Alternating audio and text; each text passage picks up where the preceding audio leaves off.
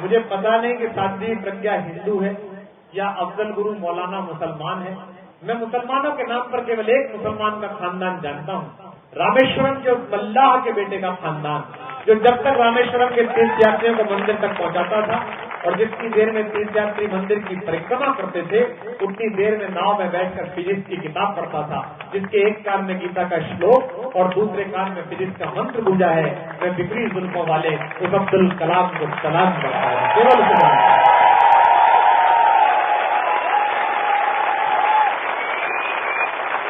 تو میں نے شوکت بھائی مجھے فرائیڈے کے دن, شکروار کے دن بودھ مٹھ دکھانے لے جا رہے تھے. سب طرف برف برف, کیول سیما سڑک سنگٹن کی کالی سی سڑک دکھ رہی تھی جس پر ہماری جپسی چل رہی تھی.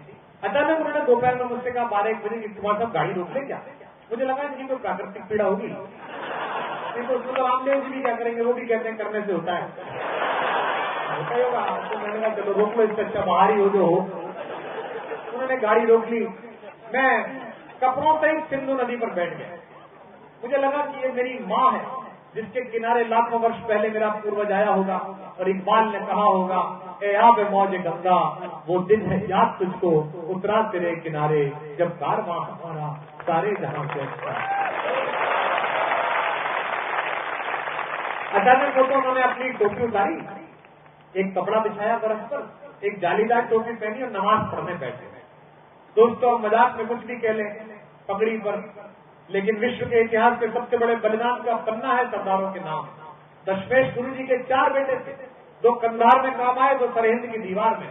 اور جب 2 چنے جانے لگے تو ماتا سندری نے کہا کہ انتم 2 بھی جاتے ہیں, ان کے بارے میں کچھ کہیے.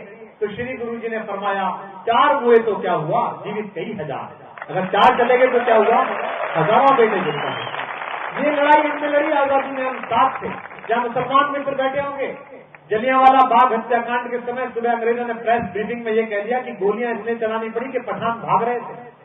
تو خان عبد الغفار خان نے کہا شام کو پریس سے کہ اگر انگریز سرکار ایک بھی پٹھان کی پیٹھ پر گولی دکھا دے گی تو ہندوستان کے مسلمان فریڈم موومنٹ چھوڑ دیں گے. تالیاں کب اٹھیں گی.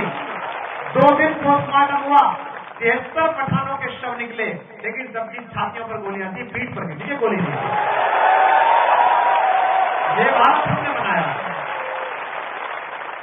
تب میں نے ان سے کہا کہ جب وہ نماز پڑھنے بیٹھ گئے تو میں بھی گایتری منتر پڑھنے لگا. بھائی اپن نیچے تو بھجیتا کرنا ہے, اوپر تو ایشور اللہ ایک ساتھ رہتے ہوں گے. تو میں نے کہا جب مال لوڈ ہو رہا ہے تو اپنے بھی کہہ رہے پیکٹ چڑھا لو, الگ سے کیا پوری افیکٹ کرنا. جیسے آپ لوگ ایک ہی ایسے مت کو کئی کو مارک کر کے بھیجتے ہو ایسے. تو میں نے بھی پڑھ لیا. جب ہم دونوں نے نماز اور آرتی کر لی تو میں نے ان سے کہا کہ شوکت بھائی یہ کیا تھا. بولے کمار صاحب یہ تھینک یو تھا. میں نے کہا کس کو. بولے اللہ. میں نے کہا کس بات کا تھینک یو, اتنی گھٹیا جگہ اللہ نے تمہیں پھنسا رکھا ہے, پانی ابال کے پینا پڑتا ہے, شوق سگارو تو کھال اتر جاتی ہے, 6 مہینے بعد گھر جاؤ تو چہرہ اتنا کالا ہو جاتا ہے کہ بچے نہیں پہچانتے, پیٹ کے بتانا پڑتا ہے ابو آئے. گھر والی تو حرکتوں سے کنفرم کرتی ہے کہ اپنا ہی آیا ہے.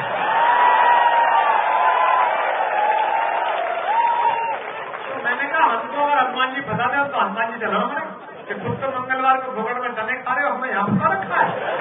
ہماری تو بھگوان جی سے ڈائریکٹ ہوتی ہے کہ دیکھو گرو اکیلے موت نہیں لو گے ورنہ رائے کا ڈھونڈنے میں تمہاری جانا ہے. بھگوان کہتے ہیں جب بھی جائے موت لے نکل جانا. تو انہوں نے مجھے کہا کہ میں اس لیے دعا نہیں مانگتا, میں کس لیے دعا مانگتا ہوں. انہوں نے مجھے وہ کارن بتایا.